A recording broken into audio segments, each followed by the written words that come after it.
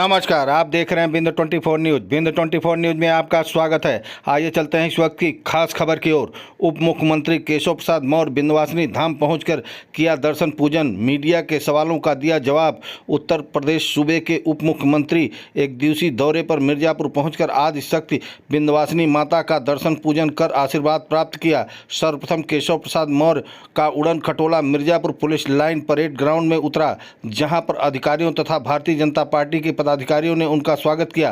तत्पश्चात उप मुख्यमंत्री का काफिला विंध्यवासिनी धाम पहुंचकर जहां पर नगर विधायक रत्नाकर मिश्रा ने उप मुख्यमंत्री को माता विंध्यवासिनी का दर्शन पूजन कराया।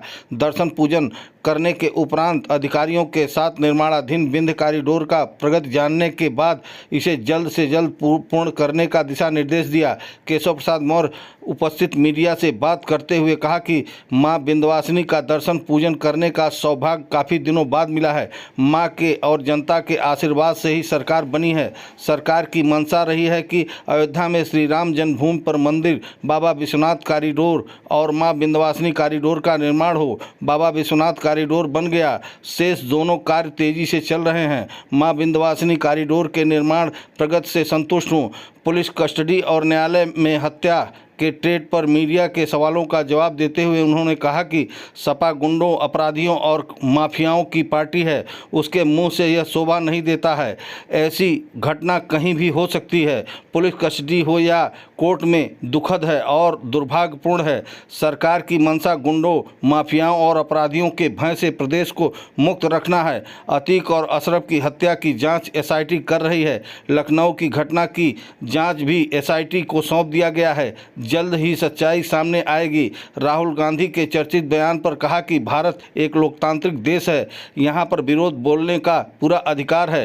राजनीतिक दलों को एक दूसरे का विरोध करने का पूरा अधिकार है, पर जब देश की सीमा से कोई बाहर जाता है तो उसे केवल भारत माता की जय बोलना चाहिए। कांग्रेस को भारत विरोध का रोग लग गया है, इसलिए वे जब भी विदेश जाते हैं तब केवल भारत का विरोध ही करते हैं। बिंदु 24 न्यूज़ से गौरव श्रीवास्तव द्वारा मिर्जापुर की खास खबर। क्षेत्रीय तथा अन्य ताज़ा तरीन खबरों के लिए चैनल को सब्सक्राइब करें तथा बेल आइकन की घंटी दबाएं।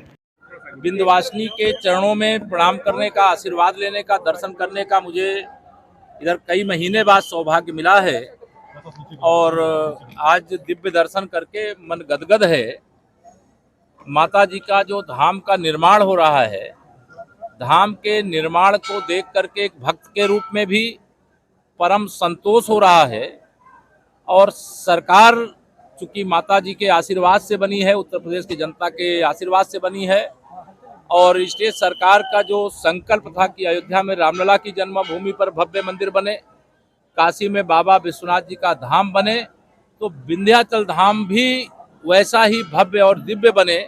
और उस दिशा में हम लोग आगे बढ़ रहे हैं। काम काफ़ी तेजी से प्रगति पर है, इस पर संतोष जाहिर करता हूं। और भक्तों की जो जरूरी सुविधाएं हैं भक्तों के लिए, वह सब कुछ करने के लिए प्लान है। जो नहीं होगा उसमें एडिशनल भी करने का काम करेंगे। पुलिस कस्टडी में हत्या जो हुई है संजीव जीवा की, क्या कहेंगे आप? क्योंकि देखिए ये लगा रही है कि लॉ एंड ऑर्डर संभाल नहीं पा रहे। देखिए, समाजवादी पार्टी तो गुंडों, अपराधियों, माफियाओं की पार्टी है, उसके मुंह से इस प्रकार की बात शोभा नहीं देती। ये घटना निश्चित तौर से जब पुलिस कस्टडी में, चाहे न्यायालय में, चाहे अन्य कहीं पर भी इस प्रकार की कोई भी घटना होती है, हत्या होती है, तो वो दुखद और दुर्भाग्यपूर्ण है।